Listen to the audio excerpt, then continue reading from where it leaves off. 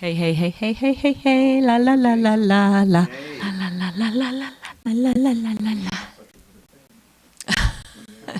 Testing, testing. So many devices. You look very lovely today. Everyone's all dressed up and pretty. It's like the wind isn't blowing. Hooray! Oh my heavens. Yeah.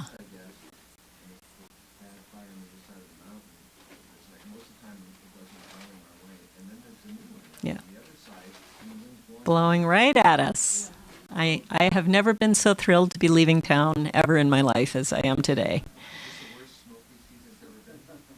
No, Los Alamos fire was a control burn that got out of control too, and that sucked, and people, it was full of radioactive, because it was Los Alamos burning, and they used to just throw their buckets of stuff into the arroyo, and that whole arroyo burned. So it was really bad. The whole control burn thing is so fucked. It just has to stop. It has to stop. They have to stop control burning. We've had 5 uncontrolled burns. Oh, sorry. Oops. I have such a potty mouth. My kids are like, Mother. When they're on Unity, right. F-bombs flying around. It's like, sorry. Oops. I know Mirabai and I both are just like, oh no. Have to. We'll live in infamy forever. It's in the cloud. God. Thank you for the reminders. yeah, live television. And another thing. Right. Oh, it's delaying somewhere. Oh, there's a delay. Yeah, there's definitely a delay. Can you turn it down so we don't hear it? Yeah, it's coming through. Your headphones, yeah. Maybe just undo the headphones. Yeah, done. Thank you. That was not so good. We have talent, we have pictures and sound. Pictures and sound. Wow. I know, technology. So it'll always be this link, forevermore. Yeah. It won't be different every week. It won't be a different link. It shouldn't be. It should remain this link. We could always have it updated. So that's something else that we need to probably discuss to make sure that we have. So while we are here, do you want to email that? Do you want to copy and paste and email that link to Susan Lynn Moore at Gmail? Because she can put it on the email list. Yeah. Email that link to her. Like you just sent it to me, send it to her. This is it? Susan Lynn Moore at gmail.com. And then it'll go on the email list. She sends out. No, I mean, she's not here now. I don't know if she's coming.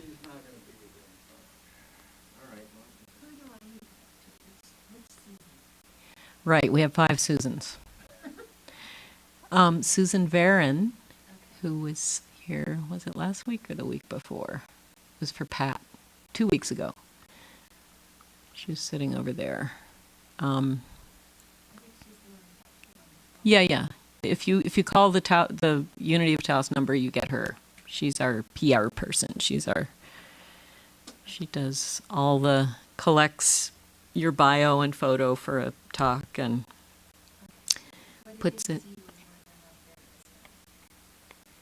Her email is Susan in Taos. Susan in Taos at Gmail. And then it'll get on our Facebook page. It used to go in the paper. It's not anymore, and we don't know why. It does go on KNCE. They announce it, and KRZA both announce it, because I hear it when I come in on the radio sometimes. Is Susan Varon, is this capital or is it all lowercase? No, this is Susan Lynn Moore. This is a different Susan. Is this all lowercase? all lowercase, Susan Lynn Moore at Gmail. Yeah, susanandtaos at gmail.com, yeah. So many things to remember. Technology was supposed to make it all easier, and our brains are just like, password, login number, this number, that number. Okay, I'm just sending it, and I'm sending a video link, this, and then there. Cool. Good. All right.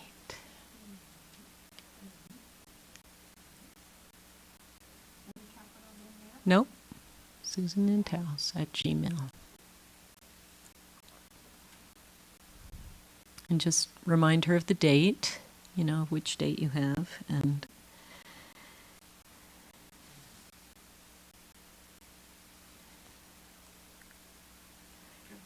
yeah, I'm curious which Taos people will be at this conference, because at every conference we've done, there's always been at least one Taos person, which is always very nice. And It starts tomorrow? no, it's been going on.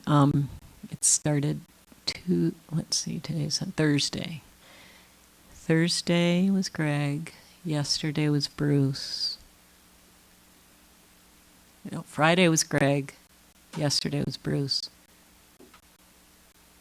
Today and tomorrow. Those are the 4 days, yeah. Friday, Saturday, Sunday, Monday. And then on Tuesday, they're doing a group thing where all of them will be on stage. I'll be driving back. I'll miss it. But my goal is to try and get Anita Moorjani to come speak here, because I adore her. She's darling. She radiates more light than anyone I've ever known.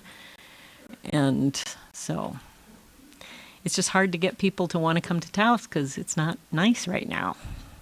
It's like, oh yeah, come to our smoky, windy place. And hey, Ro, look at you, pretty girl. How you doing, honey? Good. How are you doing? Good. You can breathe okay? Redemption. Yeah, can you breathe okay? I was worried about you yesterday. Smoke now, it's not that easy. Yeah. Yeah, What are we gonna do? Just gotta wait till this passes. yeah. Yeah. Or leave town like you did last time. Yeah. Yeah. I have a great idea. Yeah. Remember watching the PBS thing about World War II, and the federal government put all the industries full speed ahead To for that whole thing. And they were building B-17 bombers like thousands. Huh. We should do the same thing with one-dropping planes. Federal government should just have more planes than they know what to do with, so that when something happens, the fleet is on its way.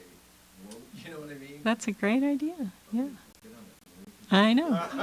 I know. It's all up to me.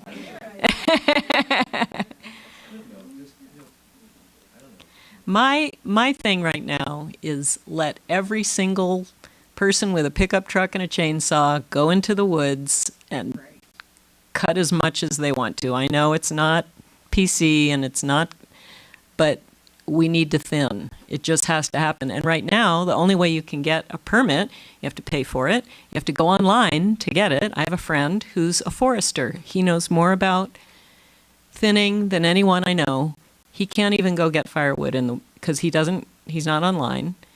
And he would be the perfect pay him, give them $20 for their gas to go into the woods and thin, and just say every other tree, or if the trees are touching, just take those. Give them a little instruction thing with their $20.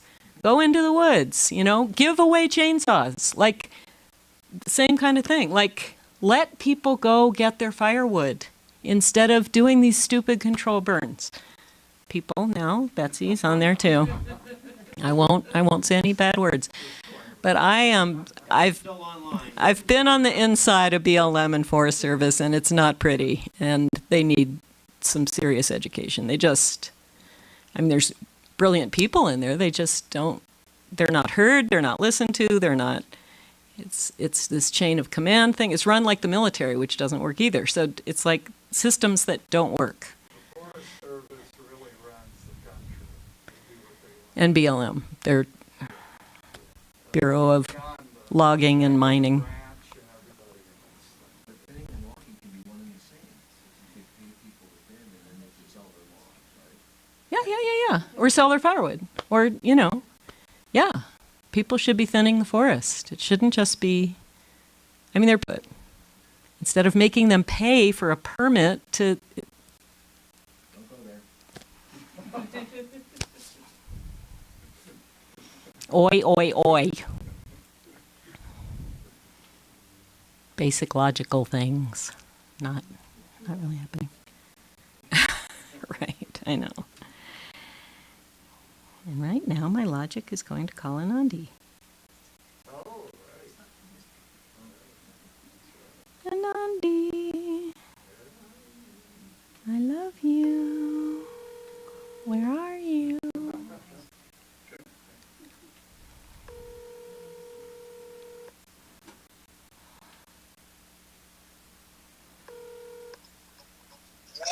We're on our way. Good. I'm so glad. Just wanted to make sure. Yeah. So, See you soon. Okay. like, we're in town. Okay. Thank you.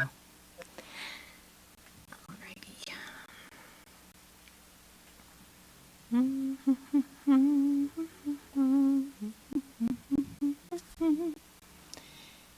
we go. Oh, there's Lee. Hi, Lee. Darling. Lee Gusterson. Everyone's saying hi. Rose says hi. She's waving. Ro is there.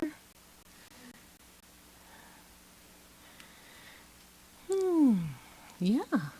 We're almost. Where did the bell go? That's it. Right, turn the lamp.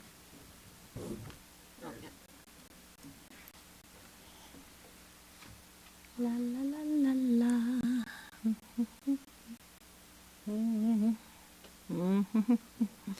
The 10,000 things.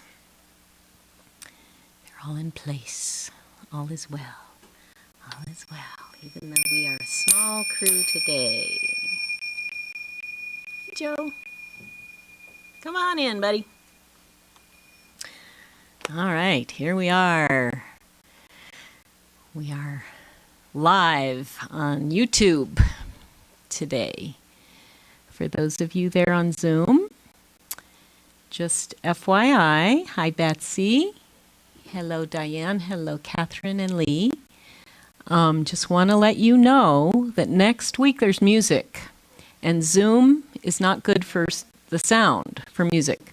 So now we're on YouTube Live. And Susan Moore is hopefully going to send this. Anyway, I don't know if you can see this. Let's see. Can you see that link? That link will be on everyone's email. But if you want to write that down, then you can go to YouTube and you put in that link and you can see it on YouTube live, including all the talking beforehand. Oops. I didn't know we were live yet, so anyway. So this is an experiment for people who have complained about the bad sound on Zoom, which it is. I am aware. And Skip is very graciously helping to make the sound better. Yay, Skip. So, we are going to sing a song. Actually, let's see. How am I going to do this? Okay. Someone might have to hold this. Could you hold it? So everyone can see the words? You can just hold it from up. Yeah. There you go. All right. Because this is who we're going to be talking about today. So it's a call and response thing, kind of like your ton is. Kali Radha Sita Parvati, Kali Radha Sita Parvati, Saraswati Ma, Saraswati Ma, Durga Shakti Uma Lakshmi, Durga Shakti Uma Lakshmi, Shanti Shanti Om, Shanti Shanti Om. Thank you. So these are all different names of different goddesses in the Hindu tradition that Anandi is going to tell us all about all of them. So they take the Holy Mother, the Great Ma, to a whole other level. They have a whole bunch of them. And they reincarnate. Some of these are the same people, like Uma and Shakti are the same being, but they come in at different times when the world needs the Ma thing. So we definitely need a Ma. So hopefully one is incarnating right now for us, or is growing up right now. So she will tell us about that. And our mission statement is that we are affirming the presence of the Divine Mother today in everything, and we learn from all spiritual teachings and support the evolution of spiritual consciousness in each individual. In prayer, meditation, action, and singing, we bring a vision of love and unity into the world. Birthdays? Any Geminis? It's Claire's birthday when? Wednesday. We're singing for Claire. Hooray. Happy birthday to you. Happy birthday to you. Happy birthday, dear Claire. Happy birthday to you. God is blessing you now. We are blessing you now. God is blessing you. You're wonderful. God is blessing you now. Hooray, hooray. So we have a book club. This is the book, Circe. Cool cover, huh? It's all shiny and pretty. It's a New York Times bestseller by Madeline Miller. And that you have till July 1st to get this. And then you get a discount if you get it from Brodsky Books. They give, if you say that you're from Unity of Taos Book Club, they will give you a discount. How cool is that? So Mike and Jakob have all the Zoom codes for that. And once again, we're on YouTube live today. So if you can tell any friends far and wide that we're now going to be on YouTube live, which sounds a lot better than Zoom. You don't need all the Zoom codes.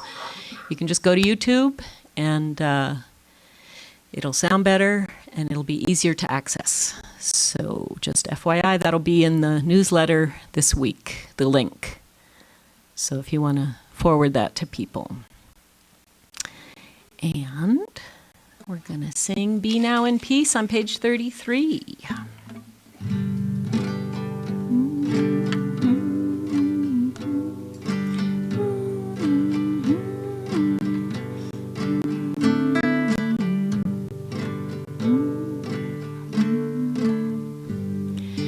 Be now in peace, be now in peace, let all love and good surround you everywhere, everywhere you may go. Be now in peace, be now in peace, let all love and good surround you everywhere, everywhere you may go.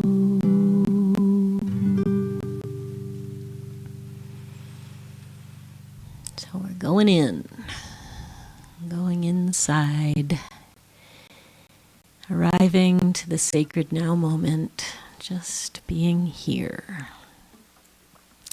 No wind, no smoke, no laundry list, just now being, arriving, grounding into Mother Earth, feeling the beautiful cosmos all around us. Feeling the drumbeat of your heart connecting in. all the drum beats. It's a big drum symphony happening all the time, very quietly.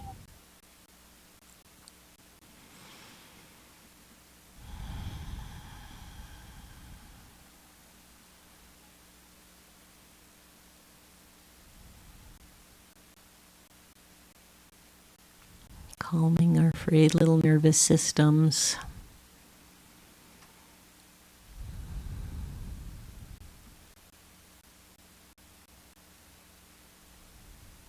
Being peace, being love, being grounded.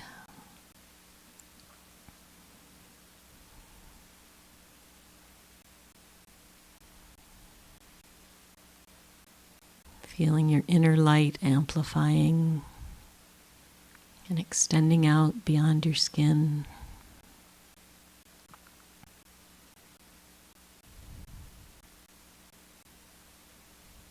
And feeling it connect with all the other lights. And extending love and peace to all beings.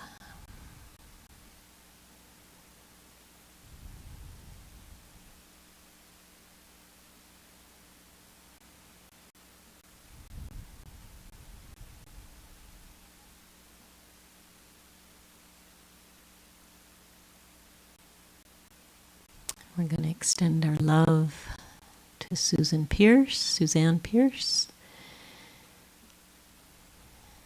She can breathe deeply, be strong, and be well. And extending our love to Rob Holly,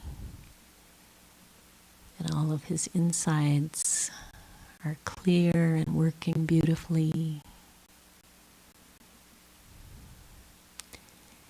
And that all the fires can chill themselves and relax, and all the helpers are safe.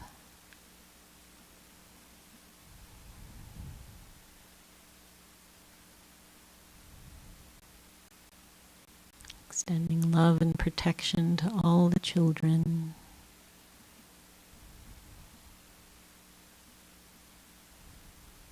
All the moving parts, all the movement.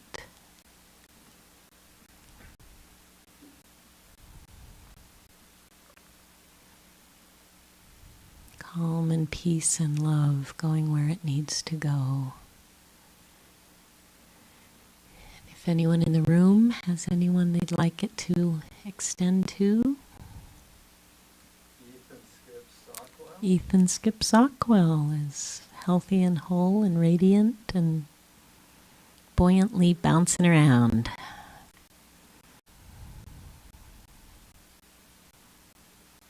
Healing, healing for all of our hearts.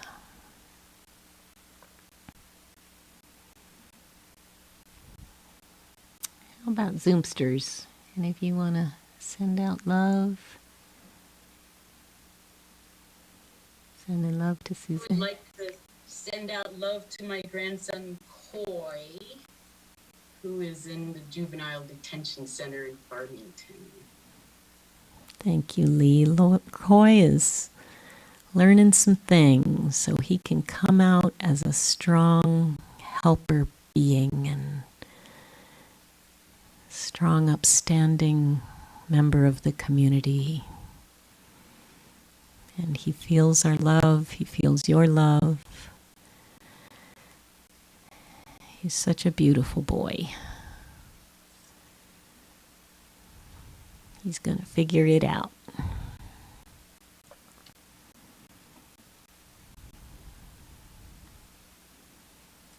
Jenny, I Yeah. just want to put a prayer out for rain effortlessly. Yeah. That monsoon is just working its way up from Mexico and just going to dump us a bunch of rain. We're going to get a whole mess of rain. We're feeling those drops. We're feeling the soothing, beautiful smell of the rain.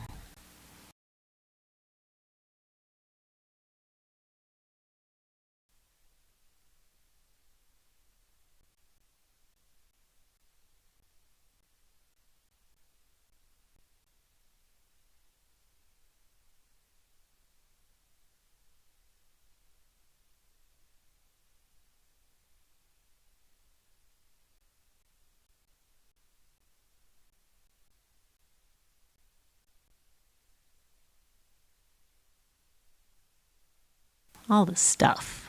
There's a whole bunch of stuff going on. Blessings upon them, blessings upon all of our little beings. We're just walking around in a big bubble of grace. It's all happening. We're going to sing our thoughts, our prayers on page 79 toward the end of the book.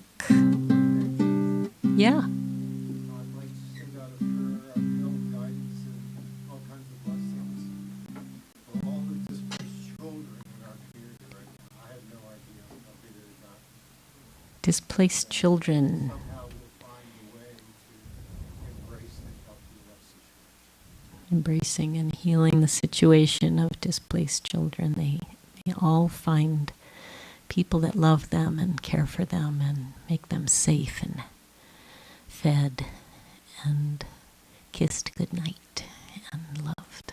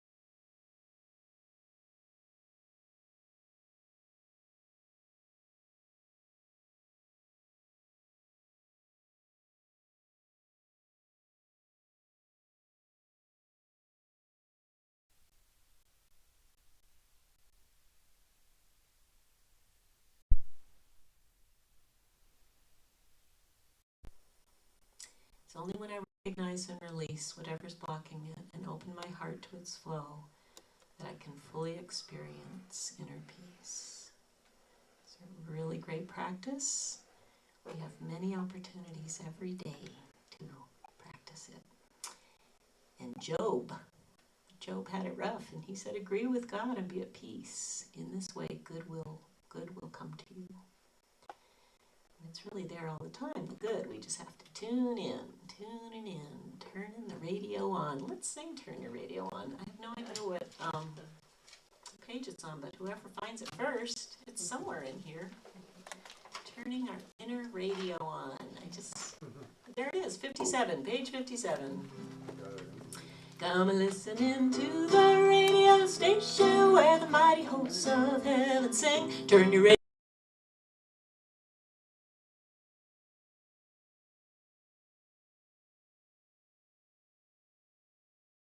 Land of Alice Spring, get in touch with God.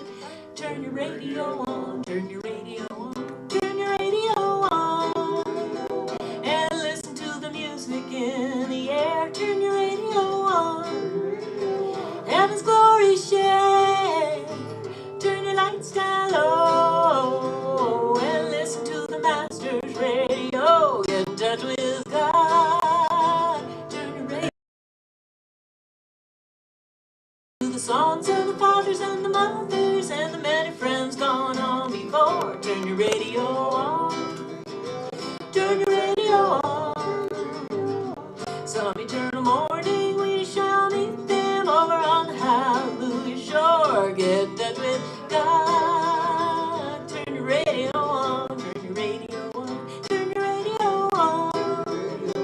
And listen to the music in the air. Turn your radio on. Heaven's glory share. Turn your lights down low. And listen to the Master.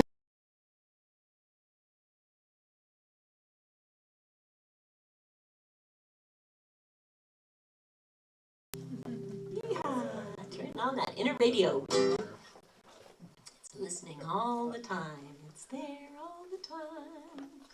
Mike's going to pass around the basket. Thank you, Susan Lime, for sending some money in. And anyone else who wants to may do so at P.O. Box 230, Taos, 87571. Just a reminder again, next week for the music, if you want to hear it better than Zoom provides, you can go onto YouTube, and the link will be provided in the newsletter. So open up your newsletter, which you don't usually do, and you can see the link on YouTube, and you can send it, you can forward that to people too, if they need it. All right. So just FYI, I have to be in Sedona at 7 o'clock tonight, so I'm gonna be beelining out of here afterwards. So just, I'm not being rude, I'm just have an appointment, so in Sedona. So let's see, here we go. Anandi, we're so glad you're here. Hooray, hooray, she has arrived. Recording in progress. Our speaker today is Anandi Geroy, who will talk about Devi Hindu archetypes of the divine feminine. Anandi finds great joy in the art of the story. She trained in theater at Northwestern theatrical forms and was practiced for centuries as part of the worship in India's largest Hindu temples. It incorporates a highly stylized vocabulary of music and movement to channel the sacred archetypes of Hindu mythology and Eastern spirituality. She studied in India dance, percussion, language, culture, and religion, and taught theater and dance in India, San Francisco, and here in Taos with my little grandson. Did so much. It was so fun. Oh my gosh. She adapted a number of folk tales from across the world for the stage for these beautiful kids to perform. She enjoys working with children, teaching dance, theater, and folk arts, and clearing up all the confusing Debbies today for us. So please welcome Anandi.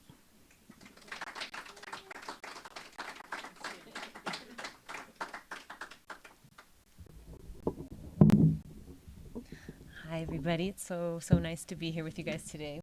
I had a lot of fun last time talking about Hanuman. So today we're going to talk about the goddess. And of course, because it's Hinduism, it's not just singular goddess, it's goddesses, many, many. So many, in fact, that I think I'm going to have to do at least 2 sessions on the goddess. So we're going to start with just some of them today. With the fierce ones. Somehow those were the ones that wanted to come through. So we're going to talk about the goddess Durga. She's a warrior goddess, fierce goddess who is a form of Shakti. Shakti meaning power, and that is a word that's used as synonymous for the goddess and also as a way to describe an important attribute of the goddess, which is power. A lot of the goddesses in Hinduism are associated with a male counterpart. So a lot of times they're seen as the Shakti or power that invigorates the inert form of God, which is that which pervades, but in a very meditative state, a non-active state. So in order for creation to occur, you need that melding of those two sides. So in Samkhya philosophy, it's talked a lot about Purusha and Prakriti. Prakriti is nature, so the goddess as nature and manifestation, and Purusha is the eternal male principle, which is seen as an inert principle that has to be activated through Shakti or Prakriti. So a lot of times the goddess is described as Shakti, but Shakti is not necessarily we think of it, or I know I've heard people speaking about Shakti as something that's just feminine. But when I went to India, it was funny. The first time I was there, there was this great cartoon on in India called Shaktiman, and he was like this this really funny kind of classic Superman guy, and he would like go through the air with these like really cheesy it was like really cheesy special effects, but everybody loved Shaktiman.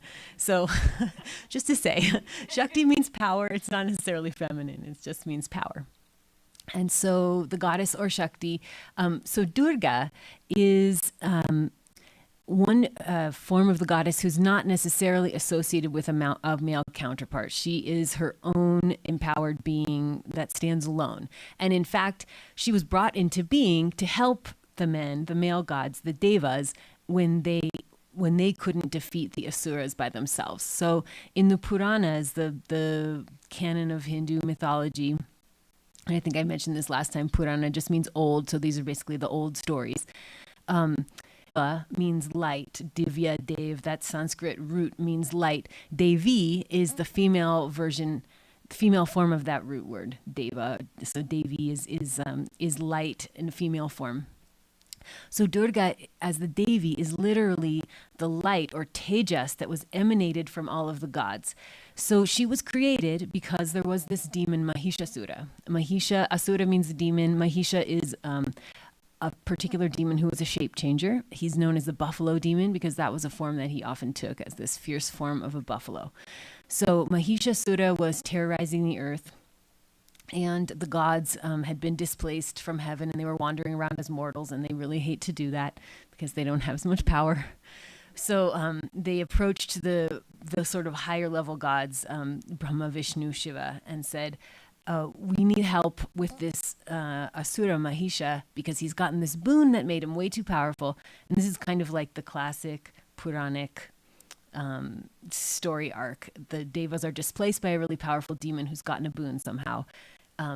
And they don't like that, so they go to one of the higher gods and ask for help. And sometimes, actually, later in the Devi cycle, they go to the Devi herself and ask directly, "We need your help." But in this part of the story, she hasn't been created yet.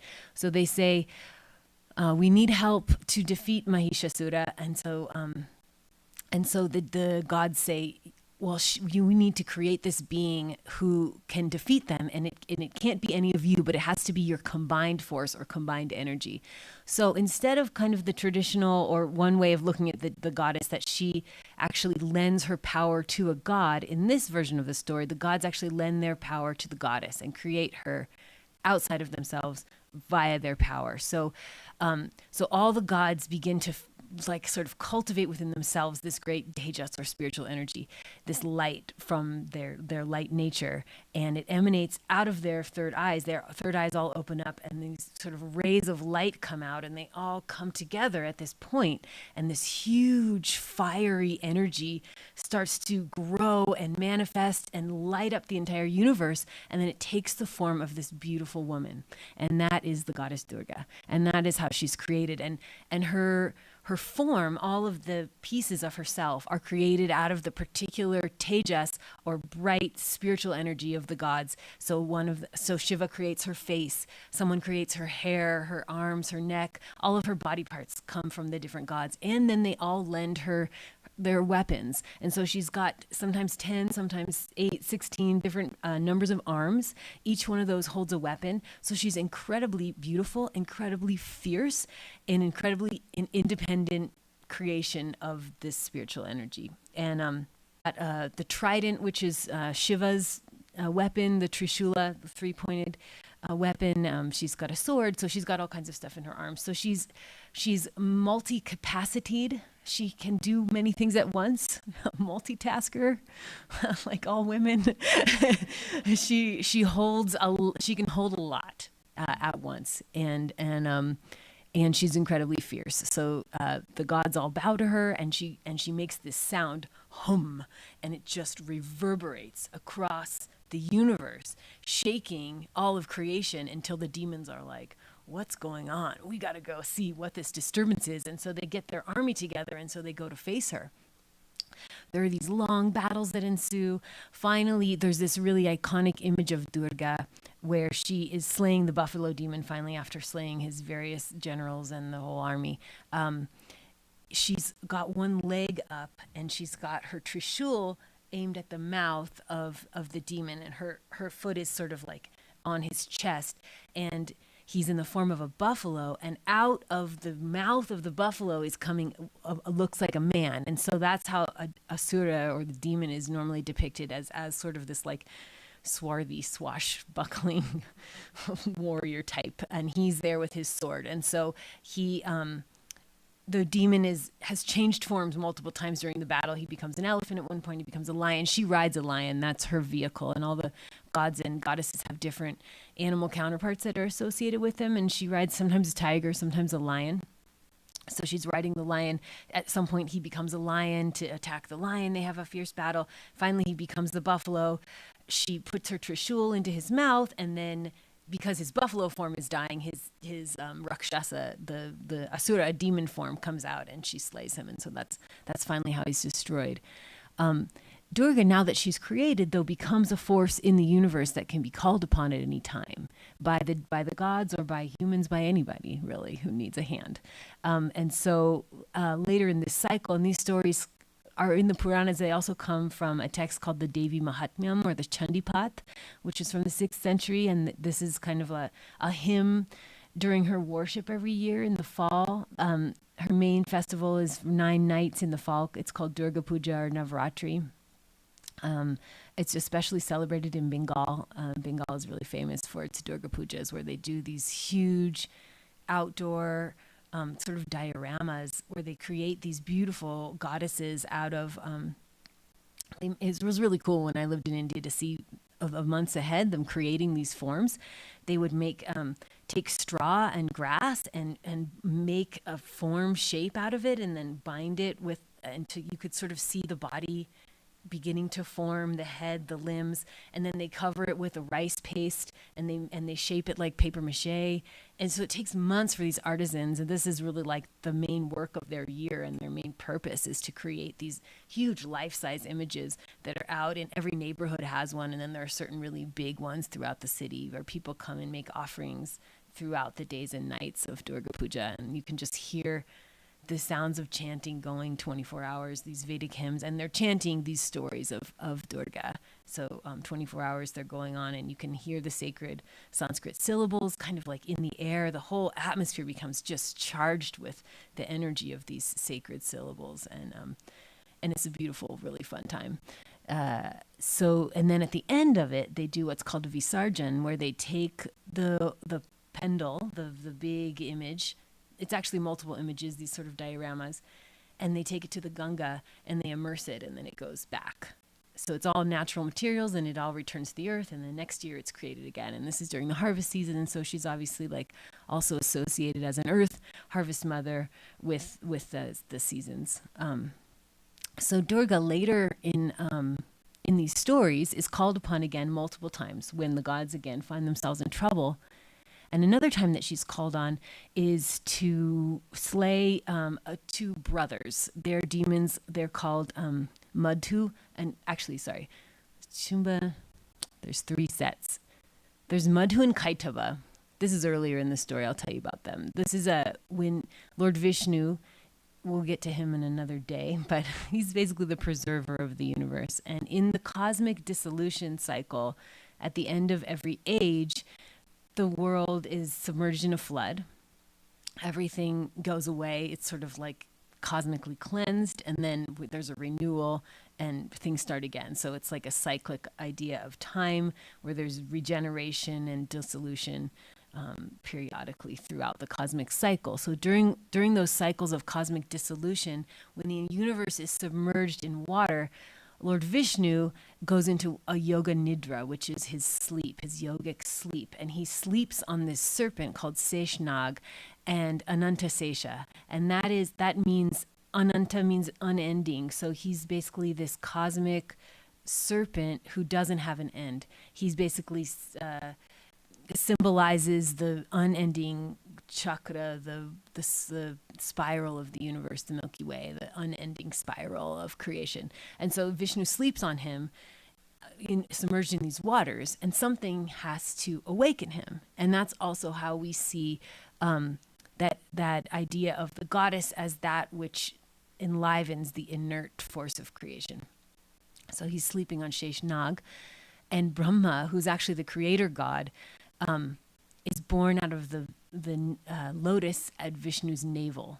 So in dance we show it like this stalk comes out of Vishnu's navel, and this lotus comes out, and then little Brahma is sitting there and meditating on the lotus.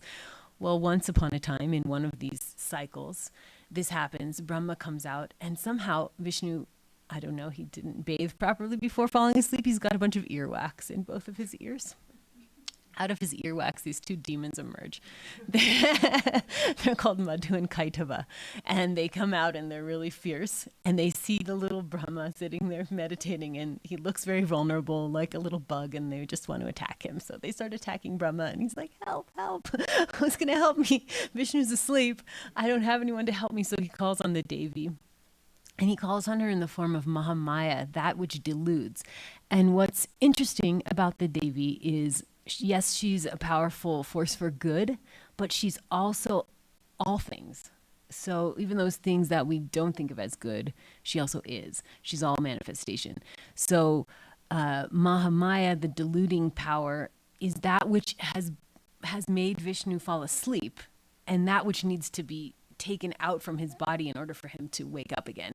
So he calls on her and says, Mahamaya, the great deluding force in the universe, please leave from the parts of Vishnu so that he can wake up and help me. So Brahma calls and prays to her, and then she awakens Vishnu, and he comes and he has this fight with these two demons, the Asuras. But I guess, Vishnu is supposedly all powerful, but these are pretty powerful demons too. And so they end up fighting, and I guess maybe he just woke up. He didn't have his coffee yet. So they fought for 5,000 years.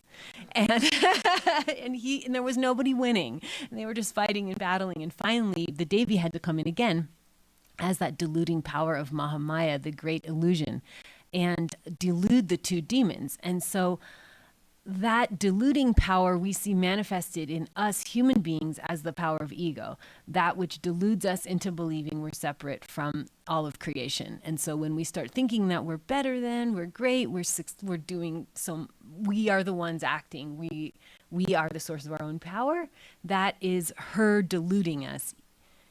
Because she is the power, and she's also that which deludes us from the power. So she's the power of one. She is the oneness. She's also the separation in the way that she is all of creation, and the one that creates creation, and the one that destroys creation. So she's both outside of and pervading all that is. So Mahamaya deludes them into thinking, wow, we're pretty cool over here. Vishnu's been fighting us for 5,000 years and he hasn't won yet. And he's supposed to be the all-powerful Lord of the universe, the preserver of all life. So in that delusion is where they have their downfall, because they think they're so great. They say to Vishnu, well, obviously you're not winning. Look, it's okay. Why don't you ask a boon from us? We're so great. We can grant you a boon, Lord Vishnu. And he says, okay, please grant me the boon that I can destroy you. And they say, oh, oops, we let him have a boon now. We have to follow through with our word. And they think like, okay, how can we get away with this? And they look around and they see that everywhere is water, because it's the great dissolution, the great flood. So they said, okay, you can kill us somewhere where there's not water. And they think, haha, we got him. Everywhere is water. But of course, there's always a loophole in these boons, because Vishnu is huge. He grows to huge, really massive size, takes each of the demons and puts them on his thighs, and there he uses his Sudarshan chakra to chop off their heads on his thighs. And so he gets away with it, it's over the boon, because there's no water there. It's a dry place. So that's one of the stories about how Devi comes and as Mahamaya, as the great deluder. Now later on in this cycle, in the Devi Mahatmyam, we have these two brother demons, and they again have displaced the gods, taken over, and Devi comes. It's up in the Himalayas, and the gods know, okay, we can pray to her and she'll come and help us again. So they go, as many saints and sages do in India when they want to access God, out into nature, up into the mountains. They go into the mountains and they start to pray. And there they commune with the goddess, and they see this great light start to emerge, and they see that it's the goddess herself, and she's manifesting there in the woods. And they say, "Please help us. These two brother demons have displaced us. They're wreaking havoc on the world. The world's gone out of balance." So she says, "Don't worry, I'll take care of it. You guys can go back home." And so she just hangs out there on the tree. Well, by chance, the two generals of those demons happen to be wandering through that same grove in the Himalayas, and they see this incredibly beautiful woman, and they say, wow, we have never seen such a beautiful woman ever. She needs to marry these two demons that are the heads of the army. She needs to marry them. They have everything, but they don't have her.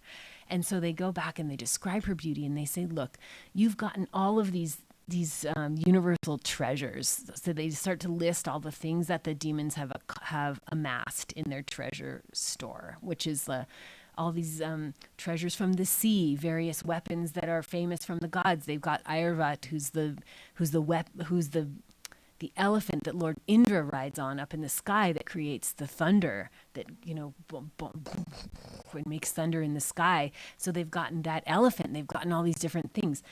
But because you don't have her, see, she is the essence of those things. Without her, those things are their luster is gone. She's the one that gives luster, gives basically the essential nature. Devi is described as the auspiciousness in auspiciousness, as in those things which are auspicious are only auspicious or beautiful or have a positive quality because of her nature, which is the nature of positivity itself. So her imbuing into things is what gives them anything that you can desire in them, if that makes sense. Not just the physical, but the essence of things. So they say to the brothers, look, if you don't have her, all these things are worthless. So you really need to go get this woman. So they say, okay, well, go ahead and go back and ask her to come and marry us. So he sends the emissary. The emissary goes and says, these two brother demons, he describes their exploits. They've dispossessed and displaced all of these different gods. They are amazing. You really need to go and be their consort. And she says, well, unfortunately, and she just does this smile, unfortunately, I've taken this really silly vow. Silly me. If I'm to be wed to anyone, they actually have to beat me in battle. So, I'm sorry. It's just was in my youth. I made a mistake. And he says, look, I know that maybe you took this vow, but this is really ridiculous because nobody faces these demons. They're so powerful. They've vanquished everyone. She says, I know, what can I do? But, I made this vow. And he comes back and tells the guys, well, they're super pissed off. And they say, well, I can't believe she's, the gall of this woman. And she's sitting there all alone and unprotected in the woods. Well, just send my armies and drag her by the hair. If she doesn't come willingly, just grab her by the hair and just drag her. And if anybody comes to try to protect her, just kill them. So they say, okay. And they go back with the armies. Well, within a moment, she manifests all of these weapons, all these axes out of her arms, and she throws them and they're all chopped down. The army is defeated within a matter of moments and they come back. Well, it looks like she's defeated the armies. And so finally the brothers come themselves and they have a great battle. She defeats them. And so that's the story of how she defeats these two, the second story in this cycle of Durga stories. Well, I'll tell you one more. In this story, there's another powerful demon and he faces Devi. Again, the same sort of story. The gods ask for help. She comes, she faces them. In this story, she actually starts manifesting some helpers. And it's interesting because they are external manifestations of the various energies that she contains that help her to vanquish armies. Her rage, her ferociousness, that which is, in this story, she's a very beautiful woman and she's desired, but she's also comes in a form that is not young and beautiful like a mother. She's a crone. She has fangs, she has claws, she's emaciated, she's got dangling breasts that wave back and forth as she's going across the battlefield. Not what we think of as like, oh, this beautiful woman. That's her form as Kali. And Kali is manifested in the moment of extreme need in that particular form for a purpose. So on the battlefield, there's this demon who comes and his name is Rakta Bija. And Rakta means blood. Bija is like a drop. So in the battle, what happens with Rakta Bija is if you cut off his head, if you drop any of his blood, each drop of his blood that falls on the earth becomes another Rakta Bija. So as soon as it hits the earth, it manifests suddenly into another one of him. And he is incredibly mighty. And then when you try to kill that demon, same thing. He's a Rakta Bija. So his blood falls on the earth. each drop makes another one. So obviously very hard to kill. Many of these demons start multiplying and multiplying and multiplying and just coming at the goddess. And she becomes so angry and so just enraged in the battle fury that her third eye opens, and out of her third eye comes Kali. And she is this dark, Kali means dark. She's this black, fierce goddess with fangs and claws and hair just everywhere. And she's incredibly battle thirsty, and she drinks blood. And so she's the perfect goddess for this cause.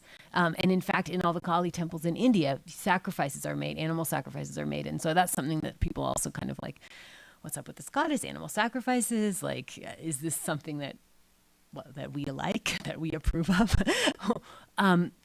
Part of Kali's way, her reason for coming, her reason for drinking blood is out of compassion. It's not that she necessarily wants to drink blood, that she's asking for death and killing. But in the moment when drinking blood is necessary, she comes out of compassion to drink the blood that needs to be drunk. So she opens her mouth and it becomes huge. And you see images of Kali with this tongue hanging out. It's this like tongue lolling around. And there's a couple reasons why she's depicted that way. One of them is because of this. She has this tongue that just like expands and expands, and all of the blood, when Raktabija sheds blood, all falls in her mouth and she drinks it up before it can reach the ground. So out of compassion for all beings, because of these demons which are so hard to kill, she manifests in this form in which she's willing to basically take in the poison for us so that it doesn't fall on the earth and recreate itself and keep creating this demonic karma, that is like this cycle of karma that just keeps going if it's unchecked, these tendencies or whatever, the ways that we look at that karmic creation. So she comes, she drinks the blood, and Raktabija is vanquished. So that's a little bit about Kali. I'll talk a little bit more about her because she has her own life and mythology. She is also the manifestation sometimes of Parvati's rage. Parvati is Shiva's wife, and Kali and Durga are generally, like I said, not associated with gods as a counterpart, but sometimes if they are, it's with Shiva. And so Shiva is sometimes depicted with Kali as he's lying inert and she's standing over him. She has her tongue out a lot of times in that, and she may be stepping on him. That's again that Samkhya idea of the feminine as being the activator of the male inert energy, cosmic energy. There's a story in which Kali is in a battle and she gets so enraged that she kind of loses sight of the purpose, and she just becomes kind of blind with her battle rage, as can happen, right? I feel like when we see some of these things that are going on in the world, various things that have, the school shooting, various different things, so many things, corporations, whatever it is that particularly triggers our own rage, we can become like that. Sometimes the rage can be useful, and sometimes the rage can overcome us in a way that it becomes not useful anymore. And so this story is about Kali kind of going past that point with her righteous anger, and Shiva has to lay down in front of her, and she's stomping around, and there's a danger that she's going to destroy the universe with this rage because it's unchecked and she doesn't know how to find the balance in it. It goes out of balance. So she takes a step, and she's about to step her next step, and actually it ends up on Shiva. And so that is that image of her stepping on him, and her tongue is out because actually in East India, in Bengal, where a lot of these traditions come from, when you do this, it means like oops. So so it's kind of a shame. It's like a shamed face look. So she's stepping on Shiva and going like, oh, whoops, I just stepped on my husband. And that's very, the feet are an exalted symbol in Hinduism, but they're the lowest part of the body. So if you're like, they talk a lot about worshiping the feet of the guru or the god. So for the devotee, as a way of like humbling oneself before something greater, we worship the feet, but when to put your own foot on someone is very disrespectful in that culture. So so that's that moment there. So Kali, Durga, I want to talk a little bit about Parvati. How much more time do we have? 7 or 8 minutes. Okay. So when she steps on him Yeah. and goes oops, does she? She stops. Yeah. Okay. Yeah. She's able to, like, that kind of like takes her out of that rage, which really, like, that rage, I think of it as a kind of a myopic energy too, where it becomes so self-involved in that it doesn't see the bigger picture. And so he kind of like helps her to see, like, oh, what am I doing? Like, see the bigger picture, cools her down. So Parvati is the other goddess who's associated with Shiva, and Parvati is, I think, a really wonderful goddess. Somehow I feel very connected with her here in Taos because we have the mountains, and Parvat means mountain, or Girija is another one of her names. So Parvati means daughter of the mountain, so does Girija. And she's the daughter of Himavat, who is the god that is the personification of the Himalayas. And so she dwells in the mountain. She's a mountain daughter, a mountain dweller, like all of us. So Parvati, from her very young age, when she was born, actually, the sage Narada came, and there's a lot of versions of the story, but I'm taking the one from the Manas, the Ramayana that we talked about last time. Because the Ramayana is actually narrated in this version by Shiva. It's interesting. It's like an encoded triple narration. So there's like a narrator talking to someone, and then within that is a narrator talking to someone, within that is a narrator talking to someone telling the story. One of those pairs of narrators is Shiva telling Parvati the story of Lord Rama and Hanuman and all of them. At the beginning of the story, it kind of gives some backstory on Shiva and Parvati themselves. So when she's born, the sage Narada, he is an interesting character in Hindu mythology. He's a traveling bard, basically, who goes between the worlds and has his lute. And he hangs out with Vishnu, but he can tell the future. He kind of like gives proclamations, but he also kind of causes trouble and gossips because he goes from place to place. So he'll tell, oh, well, over there they're doing this, and this, did you know that this is happening over there? So he kind of like is a mischief maker and gets drama going. Of course, we need the drama in life to keep it going. So when Himavat and his wife have their daughter Parvati, Narada comes because they're these deity mountain beings, and he comes to bless the daughter, and so they ask him, what's her future?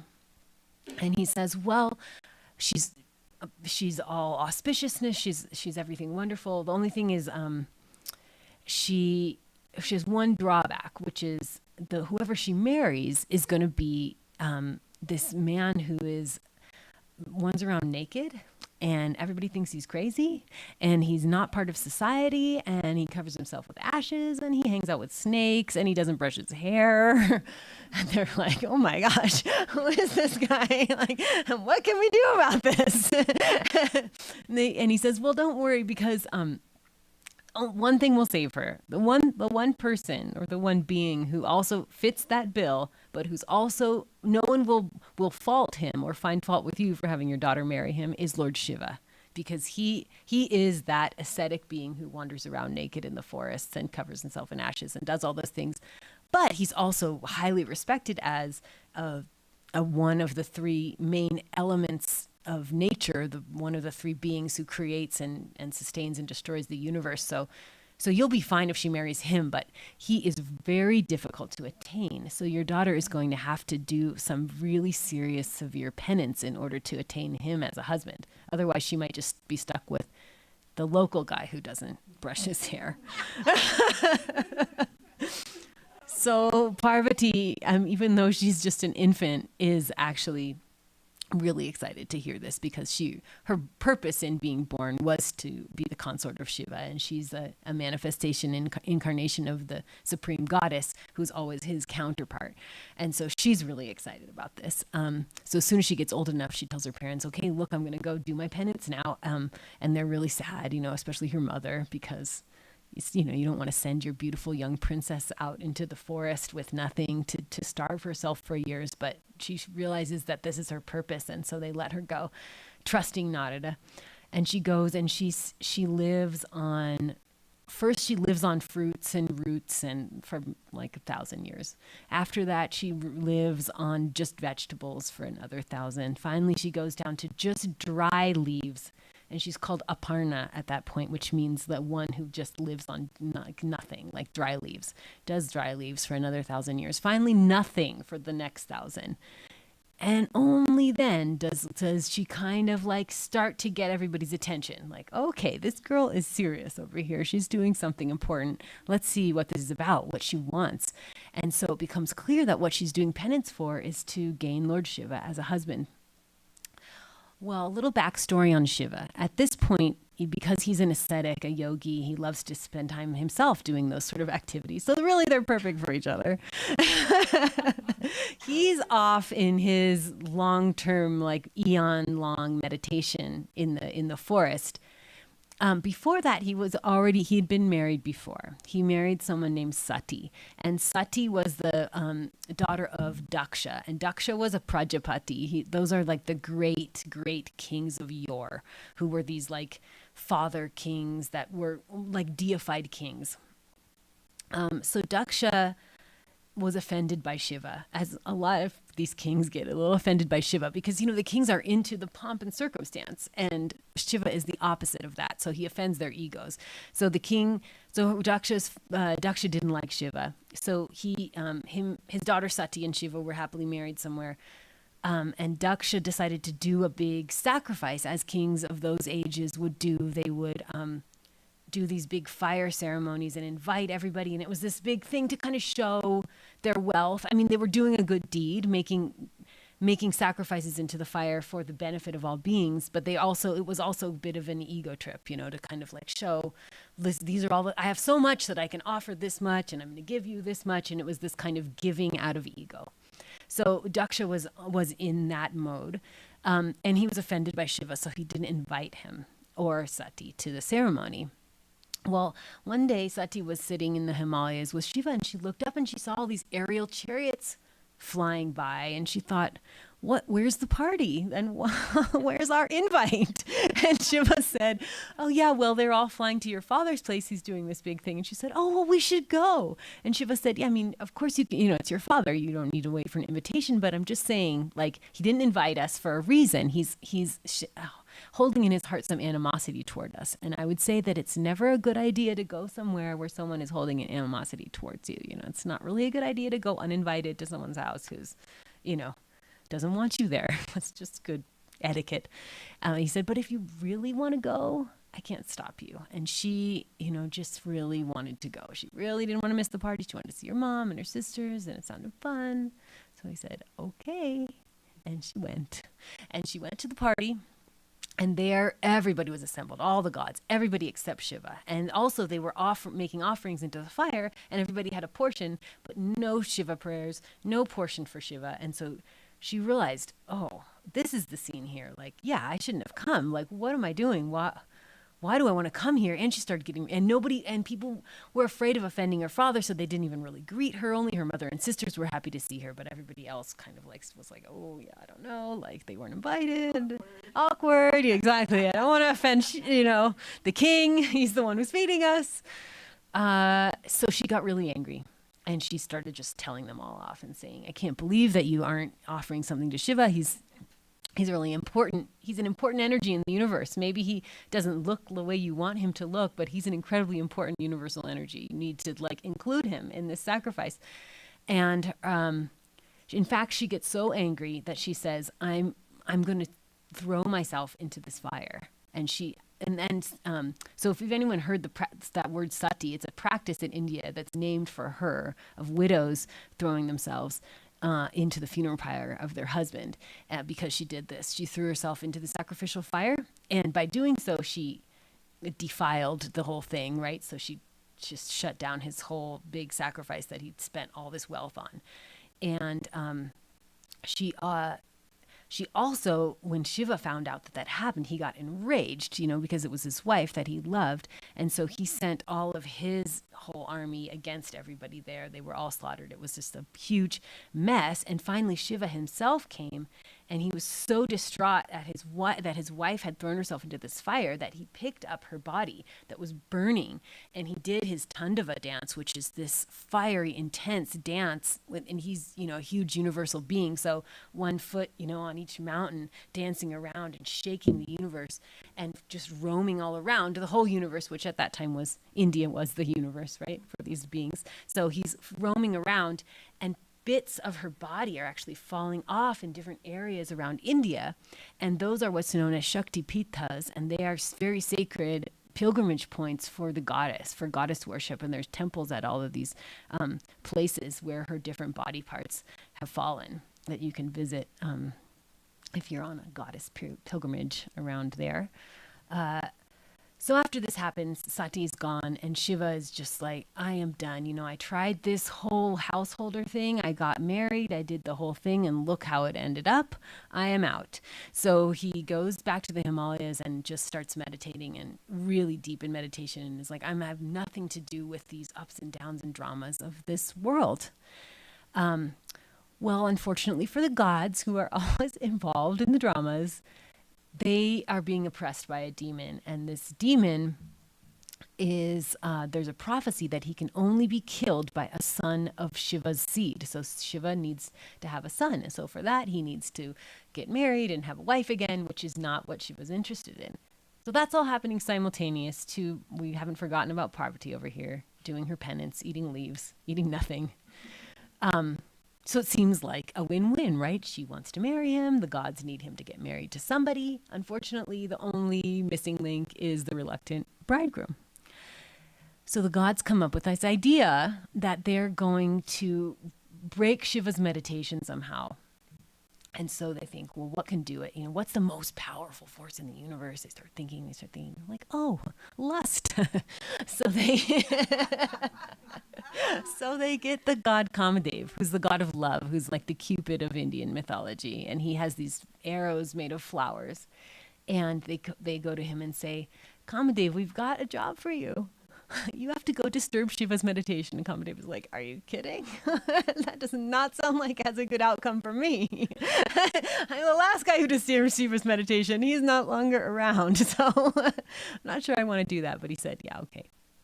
I see that it's my duty to serve you, the gods. And so I'll do it.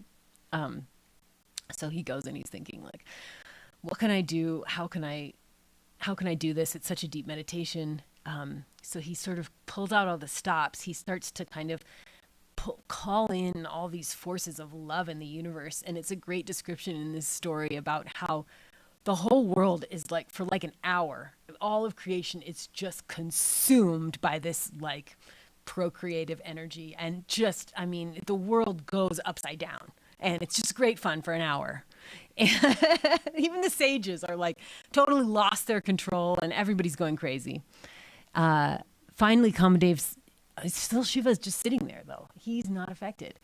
And Kamadev says, okay, I need to get the forces of nature on my side. So he gets the springtime forces, and the trees, and just no matter what season it is, they all start blooming. There are birds and bees and flowers, and everything's budding, and it's just the most heady springtime scene.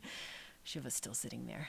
Kamadev, okay, what am I going to do? So he climbs up this mango tree, kind of hides himself like, maybe Shiva won't see me up here. Takes his flower arrows, and he shoots these 5 arrows right at Shiva. And that does it. That awakens him from his really deep meditation. And he's super pissed off. And his third eye opens up, and he's like, who did that? And he looks at Kamadev, and immediately it burns him to ashes because fire comes out of the third eye. Kamadev is gone. Well, that's really sad for everybody because we need that energy of love. And his wife, Rati, she comes and she propitiates Shiva. Please, bring my husband back to life. I can't believe you did this. And he says, he's calmed down a little bit. Okay. Look, he has to be formless for a while, but eventually when Krishna comes into being in his incarnation, he's going to have a son named Pradyumna, and he's going to be a reincarnation of your husband. So she's pacified by that. And in the meantime, he's going to be known as the one without a body, which is interesting too, because that is the form of that is one name or epithet for the god of love, is the one without a body. So he's like the foe that you can't see.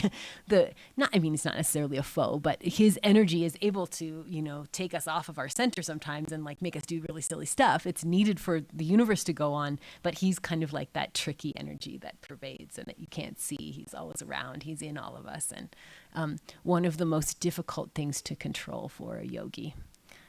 Am I out of time? Okay. Well, that is it for today then. Thank you all.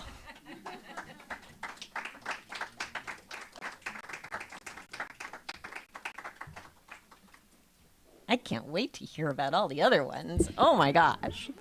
It's so exciting. It's so intriguing. There's so much going on. So, I'm just going to sing a little rain song. Whenever I see the rain coming from the west, I sing this to the clouds.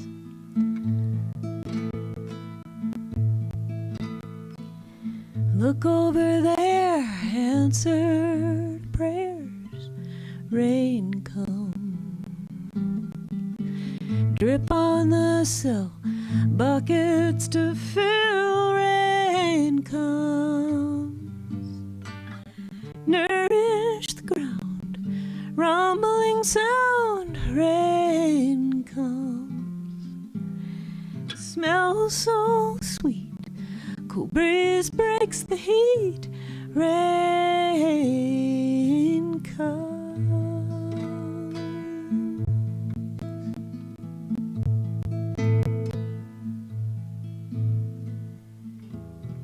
Our ancestors danced and sang for the rain to fall.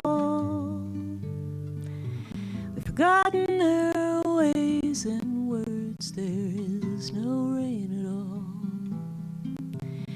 Drought fills the land, fertile ground a desert sand. So precious, please don't forget us, Spirit of the rain.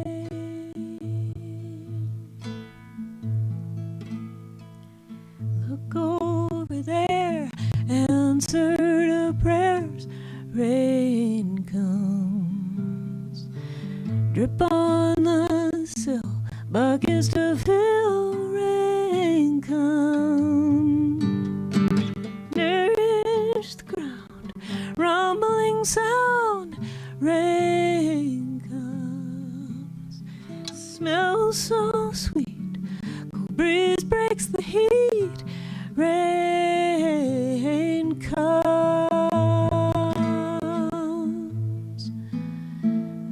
Rain comes. Come on, rain. Come on, rain. Come on, rain.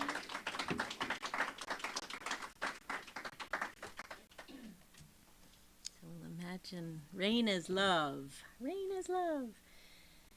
Now there is love on earth, and it has begun with me.